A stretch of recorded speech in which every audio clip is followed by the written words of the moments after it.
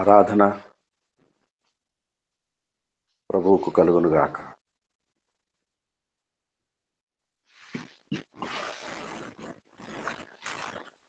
మొదటి కొరింథీ పత్రిక 2వ అధ్యాయము 5, 6 వచనాలు చదువుకుందాం.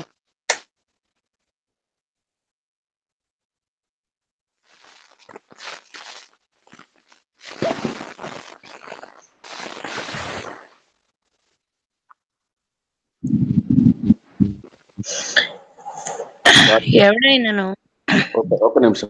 మొదటి కొరింథీ కాదు, మొదటి తిమోతి పత్రిక 2వ అధ్యాయము 5, 6 వచనాలు. మరియు జట్టి అయిన వాడు పోరాడునప్పుడు నియమ ప్రకారము పోరాడకుంటే వానికి కిరీటము దొరకదు. పాటుపడిన వ్యవసాయకుడే మొదట ఫలములలో పాలు పుచ్చుకొనవలసిన వాడు. చదవనండి బాబు. మొదటి తిమోతి ఏనమ్మా చదివింది? మొదటి తిమోతి అండి 2:5-6 అండి. అవునమ్మా. సరే. దేవుడు ఒక్కడే, దేవునికిని నరులకును మధ్యవర్తియు ఒక్కడే, ఆయన క్రీస్తు యేసును నరుడు. ఈయన అందరి కొరకు విమోచన క్రయధనముగా తన్ను తానే సమర్పించుకొనెను. దీనిని గూర్చిన సాక్ష్యము యుక్త కాలముల యందు ఇయ్యబడును. ఆమేన్. పరిశుద్ధుడవైన మా గొప్ప పరలోకపు తండ్రి, మా ప్రభువా, నీ పరిశుద్ధత, నీ మహాత్మ్యము, నీ సార్వభౌమ అధికారం సమస్తమును చేయ జాలగలిగిన నీ మహాశక్తిని, మహోన్నతుడవు, ప్రేమించుటలో అవధులు లేని వాడవు, క్షమించుటలో, కృపలు విడుదల చేయుటలో నీ వంటి వాడెవడు?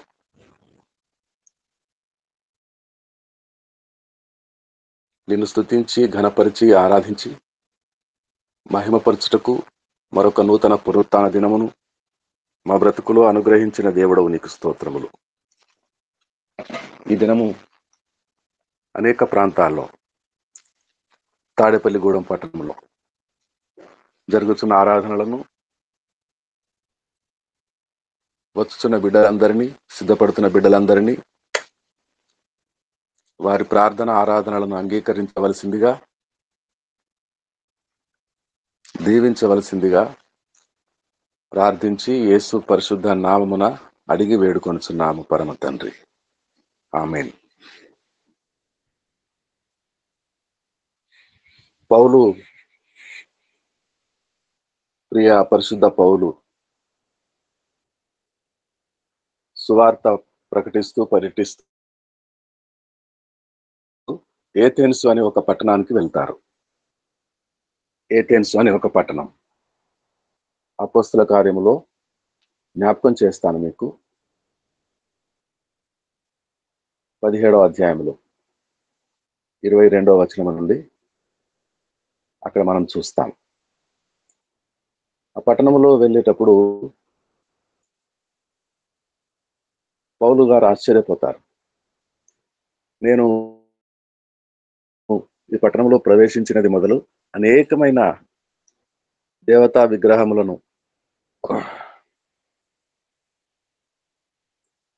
ఆ విగ్రహములను పెట్టిన గద్దెలను చూశాను.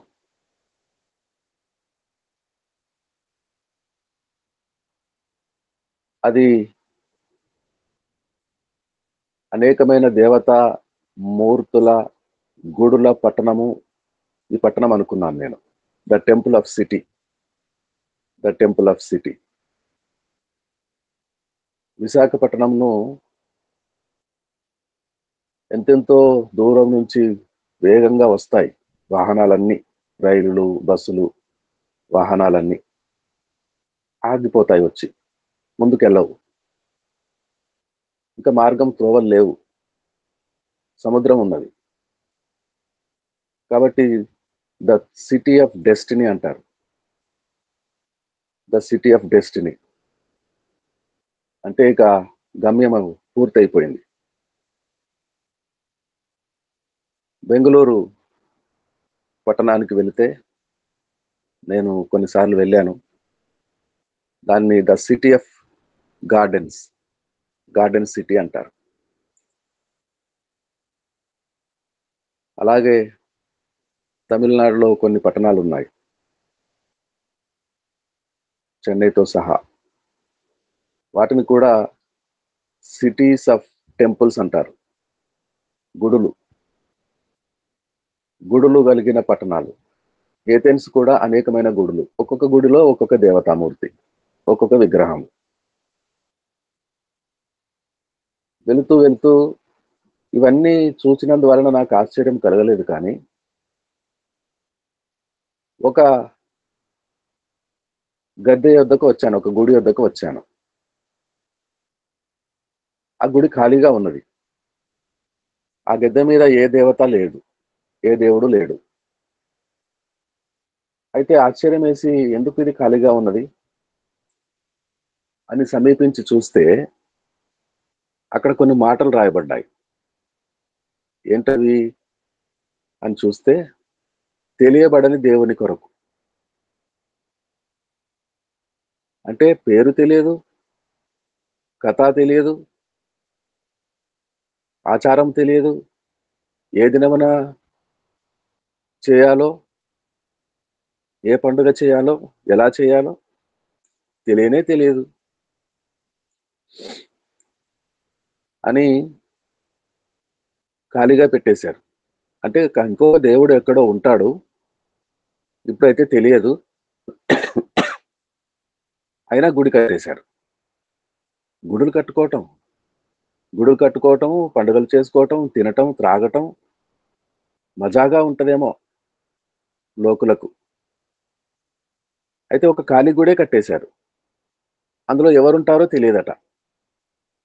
గుడైతే కట్టుకున్నారు. ఎవరుంటారో తెలియదు. ఈ కట్టబడిన గుడులలో ఉన్న వాళ్ళందరూ, మీరెప్పుడు పుట్టారండి అని అడిగితే మాట్లాడతారా? మీరెలా దైవం అయ్యారండి? మీరు సృష్టించిన ఆకాశము ఉన్నదా? ఆకాశములో అంతా మీరే ఒక్కొక్కరిని అడగాలి ఎళ్లి. ఒక్కొక్కరిని అడగాలి. ఆ పైనున్న ఆకాశం ఉంది కదా! అది నువ్వేనా చేసింది, కలుగచేసింది? మరి అనేకమైన గుడులున్నాయి కదా! ఒక్కొక్క గుడిలో ఒక్కొక్కళ్ళున్నారు కూర్చొని. మరి నువ్వు కొంత, వాళ్ళు కొంత, ఇంకొకళ్ళు కొంత, ఇంకొకళ్ళు కొంత, ఇంకొకళ్ళు కొంత, కొంత ఆకాశము కలుగజేశారా? ఒక టైల్స్ తెచ్చి ఇంటిలో ఫ్లోరింగ్ యేసుకుంటారు. ఒక్కొక్క ముక్క అతుకుతారు బండలు. అలాగ అతకబడిందా ఇది? ఒక్కొక్కళ్ళు చేసిన ఆకాశం అంతా కలిసి అతకబడి ముక్కలై ఏకమైందా? జవాబే చెప్పరు. ఎందుకు చెప్పరు? వాళ్ళు చేయలేదు కనుక. ఆళ్ళందరిలో ఏ ఒక్కళ్ళు ఏ ఏ కొంత కూడా చేయలేదు కనుక ఆకాశాన్ని. మరి ఆకాశం ఎలా కలిగింది? ఈ తెలియబడని దేవుడని పేరు రాసిన ఆ ఖాళీ గుడి, మరి అతనెప్పుడొస్తాడు? అతనేం చేస్తాడు? ఆమేం చేస్తది? ఏం సృష్టి చేస్తది? దేవుడంటే సృష్టికర్తయే. సృష్టి చేయాలి. సృజింప బడకూడదు. సృజించాలి కానీ, ఎవరో ఒకరి చేత సృజింపబడకూడదు. దేవుడు ఒక్కడే. దేవుడు ఒక్కడే. అనేక ప్రాంతాలు పౌలు గారి వలె పర్యటిస్తూ, నేను కూడా ఒకనాడు ఒక ప్రాంతానికి వెళ్ళాను. అక్కడ ఒక చెట్టు కింద ఒత్తి కూర్చున్నాడట ఒక అతను. రాజుగారట, రాజ్యమున్నదట, రాణి గారున్నారట, పిల్లలున్నారట, తల్లిదండ్రులున్నారట, అన్నదమ్ములున్నారట, మంత్రులున్నారట, సైనికులున్నారట, రాజుగారేనట. ఒకనాడు ఎందుకో రాత్రిపూట కలవరం చెంది నిద్ర పట్టక, ఏమిటో ఇదంతా అనుకొని ఆలోచించడానికి బయలుదేరి ఎవరికీ చెప్పడట. భార్యకు చెప్పలేదు, పిల్లలకు చెప్పలేదు, తల్లిదండ్రులతో మాట్లాడలేదు, మహామంత్రితో మాట్లాడలేదు, సైన్యాధిపతితో మాట్లాడలేదు. అంతా వదిలిపెట్టేశాడు, నడుచుకుంటూ వెళ్ళిపోయాడట. తెల్లవారితే రాజుగారు కనపడలేదు. గలిబిలి గలిబిలి అంతా వెతికి ఆ రోజు గడిచిపోయింది, మరుసటి రోజు గడిచిపోయింది, రోజులు రోజులు రోజులు, నెలలు నెలలు గడిచిపోతున్నాయి. కానీ రాజుగారి జాడే లేదు. ఇతనేమో ఒక్కడే ఎక్కడికో నడుచుకుంటూ వెళ్ళిపోతున్నాడు, రాత్రనక పగలనక. మనసులో కలవరమట. ఎందుకు ఇదంతా జరుగుతోంది? ఈ పుట్టుకలు చావులేమిటి? ఈ ఋతువులు మారటేమిటి? దినములు, ఎండలు, వానలు, చలి, ఇదంతా ఏమిటో. మరి రాజుగారు అయ్యండి చిన్ననాటి నుండి గురువులతో నేర్చుకున్నది ఏమిటో ఇప్పుడు ఆలోచించుకుంటూ వెళ్ళిపోతున్నాడు. వెళ్ళిపోయి ఒక చెట్టు కింద కూర్చున్నాడట. బోధి వృక్షమట. ఆ వృక్షం కింద కూర్చుంటే జ్ఞానోదయం అయిందట. ఏమి జ్ఞానోదయం అయిందో అది ఎప్పుడో జరిగింది. యేసు ప్రభుల వారు నరావతారి అయి రక్షకునిగా అవతరించక మునుపు 550 ఏళ్ల క్రితం. అంటే ఇప్పటికి ఇవి 2020 సంవత్సరాలు, ఇంచుమించు పూర్వం ఒక 550 సంవత్సరాలు. అంటే 2550, 2600 సంవత్సరాల క్రితం పుట్టింటాడు, పెరిగాడు, రాజుల ఇళ్లలోనే పుట్టాడు, రాజు అయ్యాడు. ఇప్పుడు అంతా విడిచిపెట్టి వెళ్ళిపోయి ఓ చెట్టు కింద కూర్చున్నాడు. అప్పటి నుండి ఇప్పటి వరకు ఆ చెట్టు కింద కూర్చున్న ఆయన్ని ఆ చెట్టు దగ్గరికి వెళ్ళిపోతున్నారు ప్రజలంతా. రైళ్ళన్నీ నిండిపోతున్నాయి, బస్సులన్నీ నిండిపోతున్నాయి, విమానాల్లో వచ్చేస్తున్నారు, విదేశాల నుంచి వచ్చేస్తున్నారు, దేశ విదేశాల నుంచి వచ్చేస్తున్నారు అక్కడికి వెళ్ళి చూస్తున్నారు. నేను వెళ్ళాను, గయా, బీహార్ రాష్ట్రంలో గయా. ఈ ఊరికి, పట్టణానికి అనేక మంది వస్తారు కదా. ఆ చెట్టు కింద కూర్చుని ఆయనతో మాట్లాడడానికి వస్తున్నారా, ఏమున్నది అక్కడ అని నేను కూడా నా స్నేహితులతో, దైవ సేవకులతో కలిసి అక్కడికి వెళ్ళాను. వెళితే వందల సంవత్సరాల నుంచి, అంటే యేసయ్య పుట్టక మునుపు దానియేలు కాలం అది. దానియేలు గారు పుట్టిన కాలం అది. అప్పటి నుంచి అక్కడికి వెళ్ళిన వాళ్ళు, అక్కడ ఉన్న వాళ్ళు చచ్చిపోయి సమాధులు చేయబడ్డారు. ఆ సమాధుల తోట అది, సమాధులు, శ్మశానం. ఆ శ్మశానానికి ఎందుకు వస్తున్నారో, చచ్చిన చోటికి అందరూ. అక్కడ పాత సమాధులు ఉన్నాయి. ఎవరెవరో నేపాల్ నుంచి వచ్చారట, థాయిలాండ్ నుంచి వచ్చారట, మలేషియా నుండి వచ్చారట. మలేషియా నుండి వచ్చిన భక్తులు చచ్చిపోతే సమాధి కట్టబడిందని ఆ పేరు రాస్తున్నారు అక్కడ. ఆ సమాధులన్నీ వరుసగా ఉన్నాయి. మరి ఆ బొందలగడ్డకి ఎందుకు వస్తున్నారో, శ్మశానానికి వచ్చి ఆ చెట్టు దగ్గరికి వెళ్తున్నారు. అక్కడ ఒక గుడి కట్టారు. ఆ లోపలికి వెళ్తే ఆ చెట్టు కింద కూర్చున్నట్టుగా ఆ మూర్తి ఉంటదట. వెళ్ళాం కానీ నేను ఆ లోపలికి వెళ్ళను కదా, వెళ్ళలేదు. ఆ చెట్టు వెనకాలకి వెళ్ళి, వెనక కూడా అనేక మంది భక్తులు ప్రదక్షిణ చేస్తుంటారు. అదొకలాంటి వస్త్రధారణ. వెళ్ళి నా స్నేహితులతో, దేవుని సేవకులతో వెళ్ళి చేతులు పట్టుకొని అందరము రౌండప్ అయి ప్రార్థన చేసి ఎలుగెత్తి ప్రభువును వేడుకున్నాము. ఇక్కడికి వచ్చే వాళ్ళందరూ జ్ఞానోదయం అయిందట. మరతని ఏమి జ్ఞాన బోధ చేశాడో కానీ ప్రభువా, సమస్త జ్ఞానమునకు మించిన వాడవు నీవు కదా యేసయ్య, యేసురాజా. ఇక్కడికి వచ్చే వాళ్ళందరూ వారి మనసులు నీ వైపుకు తిరుగునుగాక. గాలిని పట్టుకోవటానికి ప్రయత్నించినట్టుగా వస్తున్నారు, బహు ప్రయాసతో, బహు దూరాల నుండి. ఏం దొరుకుతుంది వాళ్ళకి చచ్చిన ఈ శ్మశాన భూమిలో, మరుభూమిలో?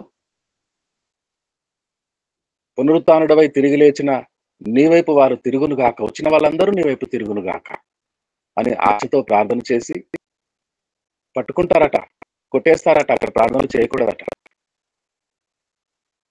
అని నాతో ఉన్న వాళ్ళు భయపడిపోతుంటే భయమేమి లేకుండా బహిరంగంగా వాళ్ళందరూ చూస్తుంటే ప్రార్థన చేసి దేవుని స్తుతించి రావటం జరిగింది. ఇలా జీవహింస చేయాలని ఆయన ఇప్పటికి వస్తున్నారు. జీవహింస చేయడమే కాదు, మరి దైవ తత్వం ఏది, దైవత్వం ఏది, దేవుని గురించిన జ్ఞానం ఏది? అదేనా జ్ఞానోదయం అయింది ఒక రాజుకి? జీవహింస చేయరాదని అనే జ్ఞానోదయం అయింది. సగమే వస్తుందా జ్ఞానము పరలోకం నుండి? సంపూర్ణ జ్ఞానము విడుదల కాదా?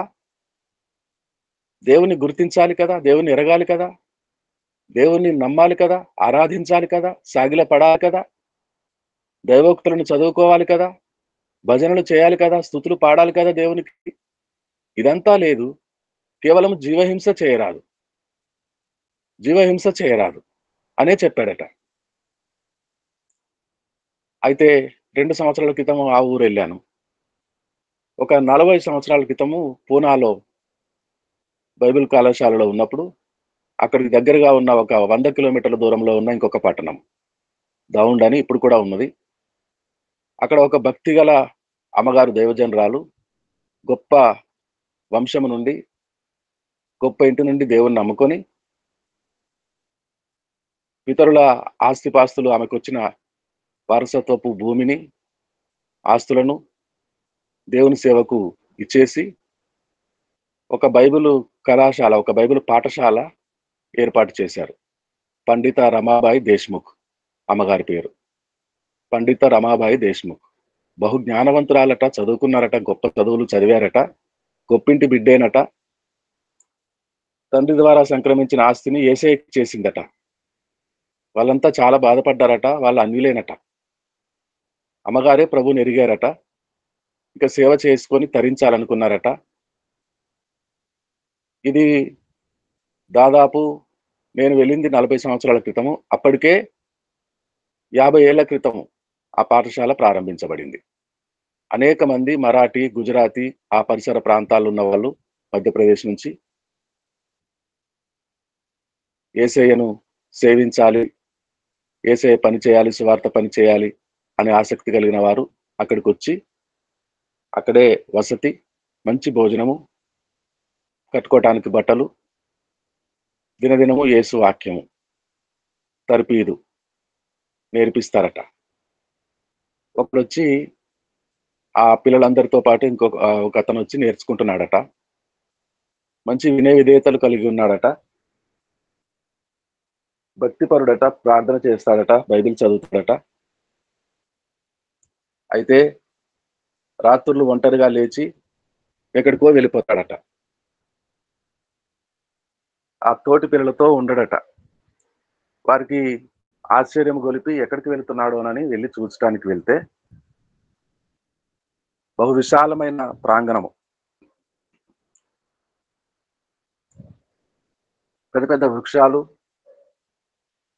పూల చెట్లు, ఒక ప్రక్కన వీరుండవలసిన భవనము, చాలా విశాలమైనటువంటి ప్రాంగణము. ఎక్కడో మూలకి ఒక చెట్టు కిందకి వెళ్ళి కూర్చున్నాడట. ఎందుకు ఈ చెట్టు కిందకి వెళ్ళిపోతున్నాడు వీడు అనుకున్నారట. గుప్పు గుప్పున పొగ వస్తోందట. ఏంటి పొగ, ఏం చేస్తున్నాడు అని ఆ 2, 3, 4 పిల్లలంటే Bible students, Bible college students సమీపించి చూస్తే గంజాయి తాగుతున్నాడట. గంజాయి మత్తులో ఉన్నాడట. పిలిస్తే మత్తులో ఉన్నాడు, పలకడు. భయపడి వెళ్ళి పడుకున్నారట. తెల్లవారిందట, వచ్చేస్తున్నాడట. వచ్చేసి మరలా అందరితో కలిసి కూర్చున్నారట. తెల్లవారగానే ప్రార్థన, ఆరాధన, ప్రభును స్తుతిస్తారు, పాడతారు, ఆరాధించుకుంటారు. లేచి కాలకృత్యాలు తీర్చుకొని, స్నానాలు ముగించుకొని, భోజనము చేసి, బ్రేక్ఫాస్ట్, ఇక తరగతి గదుల్లోకి వెళ్ళి బైబిల్ను నేర్చుకుంటారు, రాసుకుంటారు పాఠాలు. అయితే ఆ దినం గడిచిపోయింది. మళ్ళా రాత్రి వచ్చింది, మళ్ళా రాత్రి అలాగే. అందరూ పడుకున్నాక వెళ్ళిపోతున్నాడు, అక్కడ కూర్చున్నాడు, మత్తుగా ఆ గంజాయి పీల్చుతున్నాడు. దినదినం ఇదే పని చేస్తున్నాడు. ఒక 4-5 దినాలు చూచి ఇక ఆ వార్డెన్ గారి ద్వారా, మేనేజర్ గారి ద్వారా అమ్మగారి దగ్గరికి వెళ్ళి విషయం చెప్పారు.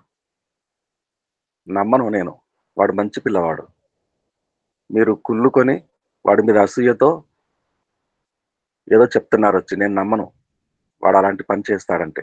ఎంత మంచి పిల్లవాడు, ఎంత వినయం గలవాడు అంటే.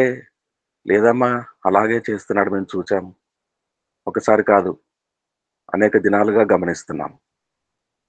సరే మీరందరూ వెళ్ళిపోండి అని అందరిని పంపించి, మేనేజర్ని పిలిచి, వార్డెన్ని పిలిచి, పిల్లలు చెప్పింది ఒకవేళ నిజమే అయితే చూడండి, పరీక్ష, నేనైతే నమ్మటం లేదు, అబ్జర్వ్ చేయండి.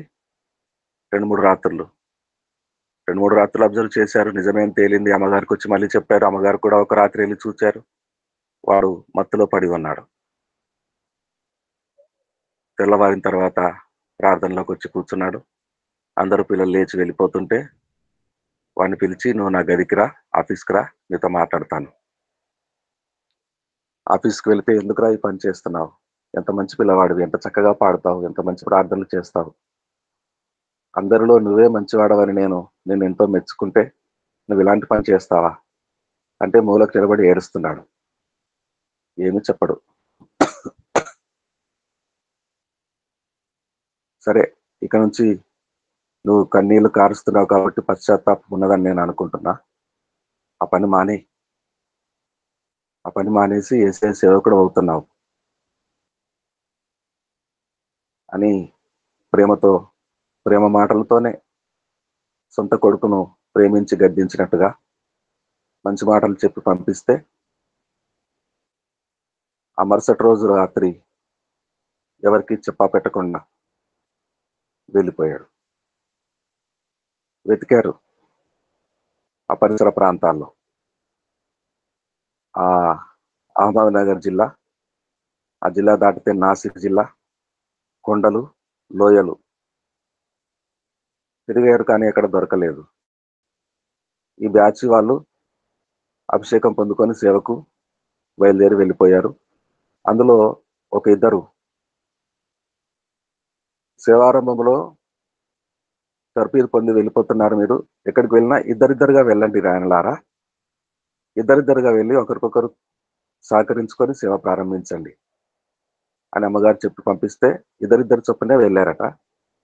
ఒక ఇద్దరు సేవకులు ఆ అహ్మద్నగర్ జిల్లా ప్రాంతంలో అడవుల్లో, ఆ కొండ లోయల్లో గిరిజన పల్లెలు ఉంటాయి, అడవి జాతుల వాళ్ళు, కొండ జాతుల వాళ్ళు.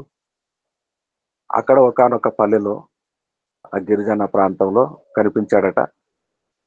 ఒక నిలువుటంగి వేసుకున్నాడట, పాతదైపోయింది, మురికి, గడ్డాలు పెరిగిపోయినాయట, తల పెరిగిపోయిందట. వెళ్ళి ఏదో ఒక అరుగు మీద కూర్చున్నాడట వాకిట్లో. ఎటో చూస్తాడట శూన్యంలోనికి.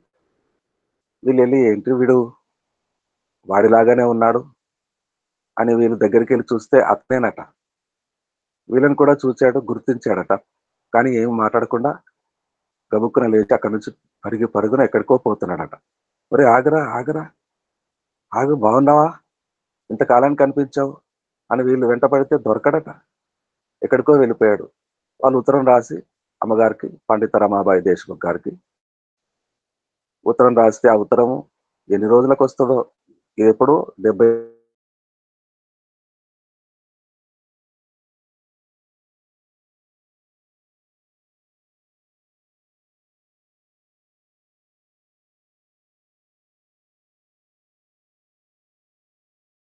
గ్రాములే లేవు, ఫోన్లు లేవు, ఉత్తరం మొక్క. అమ్మగారు ఒక 4-5 పంపించి, ఈ ప్రాంతంలో చూచాము అని వాళ్ళు రాశారు కదా, ఆ ప్రాంతానికి వెళ్ళి చూస్తే ఎక్కడా కనపడడు. అయితే ఈ మొదట చూచిన ఇద్దరే నాసిక్ జిల్లాలో సువార్త ప్రకటిస్తూ వెళ్ళినప్పుడు అక్కడ ఓ చెట్టు కింద కూర్చున్నాడట. గడ్డాలు తెల్లగా అయిపోయినాయి, కాలం గడుస్తుంది. ఆ కింద నుంచి పైకి ఏకవస్త్రం, ఒక కాషాయ రంగు వస్త్రము తలకు చుట్టుకున్నాడట, ఒక గుడ్డ.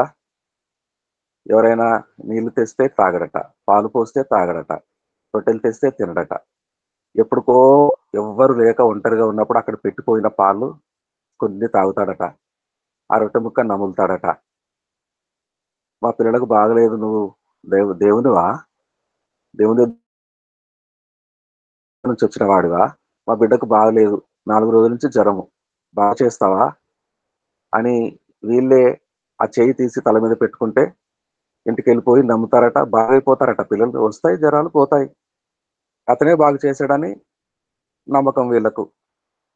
ఇక గుంపులు గుంపులు తండాలుగా జనాలు వస్తూ ఉన్నారట, మోకరిస్తున్నారట, దండాలు పెడుతున్నారట. ఏమని చెప్తావా అయ్యా, ఏమని చెప్తావా, మంచి మాట దేవుని వద్ద నుండి దేవుని మాటలు వాక్కులు ఏమని చెప్తావా అంటే వేలు ఆకాశం చూపిస్తాడట, అందరి పరమాత్మ ఒక్కడే అంటాడట. సబ్కా మాలిక్ ఏక్, అందరికీ ఒకడే దేవుడు అని పైకి చూపిస్తున్నాడు. తనను చూపించుకోవట్లేదు, నేను దేవుడు అనట్లేదు, నేనే దేవుణ్ణి అనట్లేదు, నాకు మహిమలు ఉన్నాయి అనట్లేదు. ఆకాశం వైపు చూపిస్తున్నాడట, దేవుడు అక్కడ ఉన్నాడు, ఆయన ఒక్కడే అందరికీ అంటున్నాడట. అలాగే ఆ చెట్టు కింద కూర్చొని ఒకనాడు అయిపోయాడు. ఇంకా ఈ రోజు కూడా అనేక మంది వెళ్తున్నారు. నేను కూడా వెళ్ళాను ఆ పట్టణానికి, ఆ షిరిడి పట్టణానికి చాలా కాలం క్రితం. వెళ్తే ఆ ఒక చెట్టు కింద కూర్చున్న మనిషి ఉన్నాడు. మనిషేనా? దగ్గరికి వెళ్ళి చూస్తే మనిషి కాదు, విగ్రహం. అబ్బా, మనిషిలాగే చేశారు, ఎంత చక్కగా అనుకున్నాను. ఆ కాషాయపు తలకు చుట్టిన గుడ్డ, రుమాలు, కాలు మీద కాలేసుకొని హాయిగా కూర్చున్నాడు గురువు గారు. ఏమండి, ఎంతకాలం నుంచి కూర్చున్నారు ఇక్కడ, ఏంటి బోధ అన్నాను. ఏ బోధ లేదు, ఆ వెనకాల ఆ అక్షరాలు ఉన్నాయి, సబ్కా మాలిక్ ఏక్, పైకి చూపిస్తున్నట్టు ఒక వేలు. ఓహో, ఇదేనా నీ బోధ, అందరికీ ఒక్కడే దేవుడు అని చెప్తున్నా, మరి అందరు నిన్ను దేవుడు అంటున్నారు ఏమిటి? ఇప్పుడైతే పెద్ద గుడే కట్టబడింది అక్కడ. నేను వెళ్ళినప్పుడు గుడి లేదు, ఒక చెట్టు కింద కూర్చున్నాడు, సబ్కా మాలిక్ ఏక్ అంటున్నాడు, అందరి పరమాత్మ ఒక్కడే అని అనటం లేదు, అక్కడ రాసున్నాయి మాటలు. అలాగన్నాడట ఎప్పుడో, పైన చూపిస్తున్నాడు ఉన్నాడని. అందరేమో ఇతని దగ్గరికి వెళ్ళి కాళ్ళ మీద పడుతున్నారు. ఇప్పుడు అక్కడ నిత్యాన్నదానము, వందలాది ప్రజలు, వసతి గృహాలు, స్నానవాటికలు. వాళ్ళందరిని చూసి అప్పుడే ఈ పిచ్చి ప్రజలు నన్ను అంటారేంటి, అక్కడ పైనున్న దేవుణ్ణి నేను చూపిస్తుంటే అనుకొని చూపించి వెళ్ళిపోయి ఈ రోజు వరకు కూడా అదే మాట, సబ్కా మాలిక్ ఏక్, అందరి దేవుడు ఒకడు. మరి అందరికీ ఆ ఒక్కడే దేవుడు తండ్రి అందరిని ఎలా అంగీకరిస్తాడా? ఈ అందరూ ఎవరు? ఈ అందరూ మనుషులందరూ పాపం చేసి దేవుడు అనుగ్రహించు మహిమను పొందలేకపోయింది. మరి పాపం చేసిన మనుషులందరూ, పైనున్న దేవుడు ఒకడు, దేవుడు ఒకడు, అనేకులు మనుషులు. ఈ అనేకులను అంగీకరిస్తాడా? అనేకుల ఆరాధనలు అంగీకరిస్తాడా? ఏ పద్ధతిలో ఆరాధిస్తే అంగీకరిస్తాడు? మనుషులకు దేవునికి మధ్యవర్తి ఒక్కడే, ఆయన క్రీస్తునున్నాడు.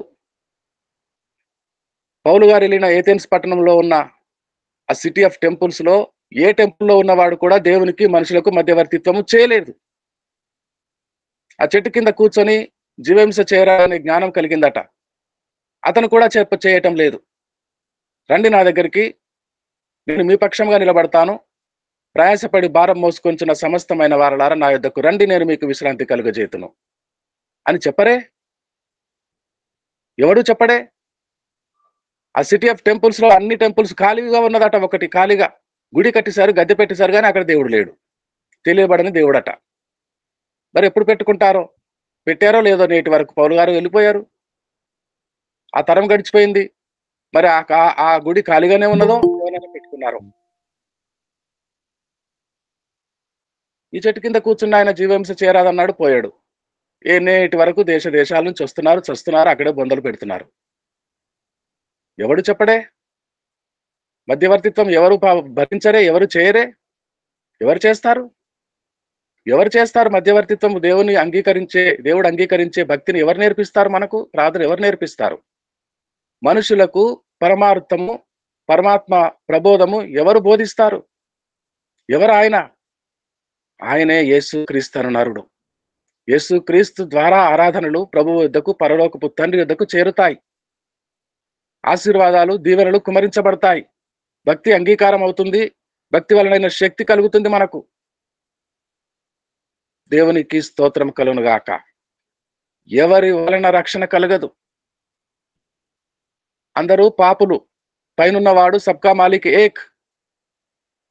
ఆయన కూడా నేర్పించాడు, జీవహింస చేయరాదు, జీవులను ఇంకా చంపకూడదని, నా జీవమనే పోయటానికి వచ్చానని. అక్కడి నుండి వచ్చిన యేసు క్రీస్తు నరుడు మనకు దేవునికి మధ్యవర్తి.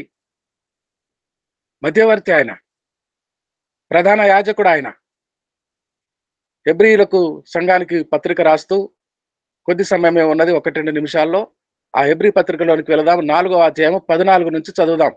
హెబ్రీ పత్రిక 4:14 నుంచి 15-16 వచనాలతో అధ్యాయం ముగింపు. 16 వచనం వరకు చదువుదాం. చదువుతారా దయచేసి?